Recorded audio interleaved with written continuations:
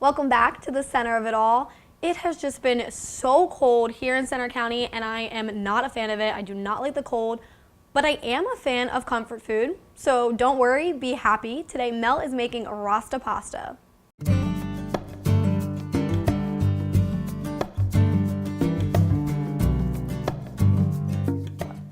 It's freezing cold here in Happy Valley and we're just coming off a snowstorm too.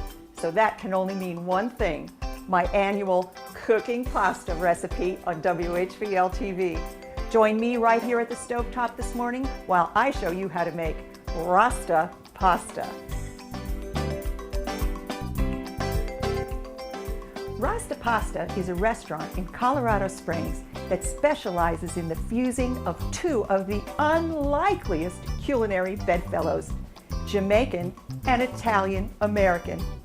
It's easy to assume that the Rasta implies Rastafarian, but no mon. It refers to the colors of the vegetables they use in their dishes, red, green, and gold. If you research this recipe, you're going to find a lot of people using a store-bought packet called Parma Rosa mix. It's not bad, but I can do better than that. I've got a wide bottom 3.5 quart saucepan here, and I've melted 4 tablespoons of butter. And I'm going to add some dry spices and some flour, 4 tablespoons of flour, 2 tablespoons of jerk seasoning, some thyme garlic powder, and habanero pepper powder. I'm going to stir this. It's like making a roux. It is a roux, only it's a seasoned roux.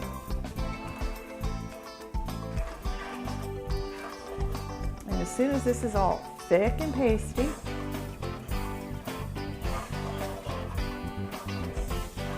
which is about now, we're going to drizzle in 2 cans of coconut milk, creamy, dreamy coconut milk.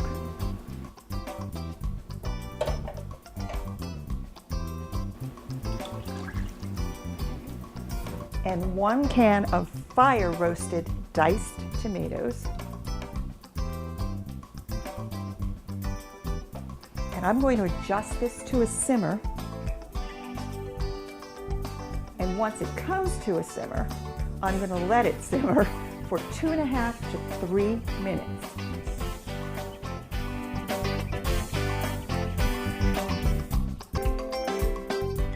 It's been about 2.5 minutes, and I've got a nice simmer here, and it's really starting to thicken up. And now it's time to add the Parmesan cheese, and that's a whole cup of really finely grated Parmesan. I'm going to lower the heat a little bit now, and I'm just going to let this go about a minute till all of this Parmesan cheese melts right into this thick sauce.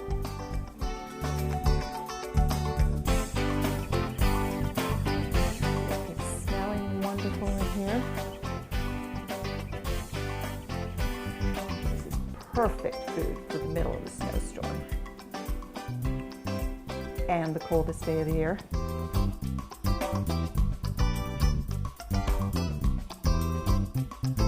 That looks about perfect. I'm just going to turn the heat off, put a lid on this, put it to the back of the stove, and we're going to make our vegetables.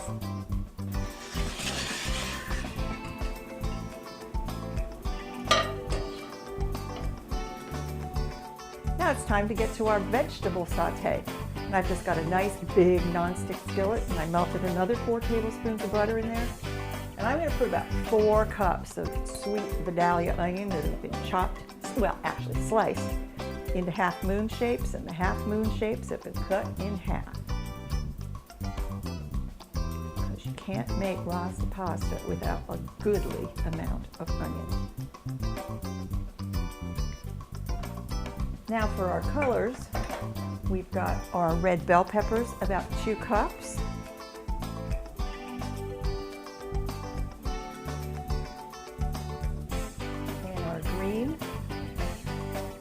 Green bell pepper, about 2 cups.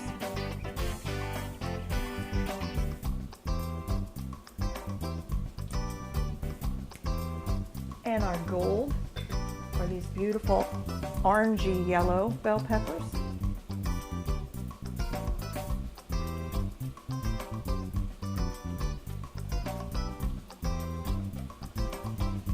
We're going to season this with some garlic powder and some dried thyme leaves. That's a half teaspoon of each. And a nice copious grinding of a really good peppercorn blend.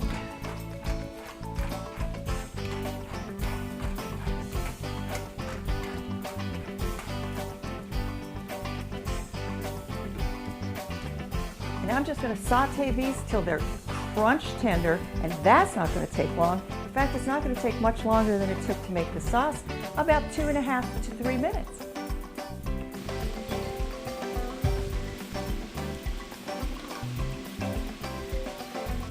It's been 3 minutes, and these have kind of lost about half of their volume, and crunch tender, still bright colored, perfectly cooked. I'm going to turn the heat off on these. And then we're going to finish off our Rasta pasta. Rasta pasta is typically made using penne pasta, with chicken and shrimp being options that they toss in at the restaurant. Today, I'm going to toss lobster ravioli with my vegetables and my sauce, and then it's time to eat.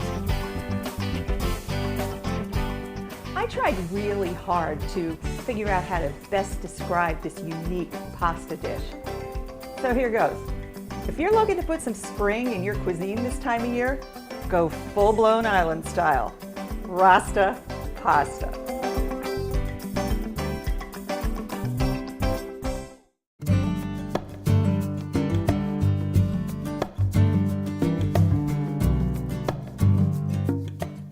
This Rasta pasta looks beautiful with all those fresh vegetables, and I bet it tastes even better. Let's find out. Oh my gosh, it tastes creamy with just a little bit of a kick. Mel, you did another amazing job. Thank you again. When we come back, we'll be visiting a local winery.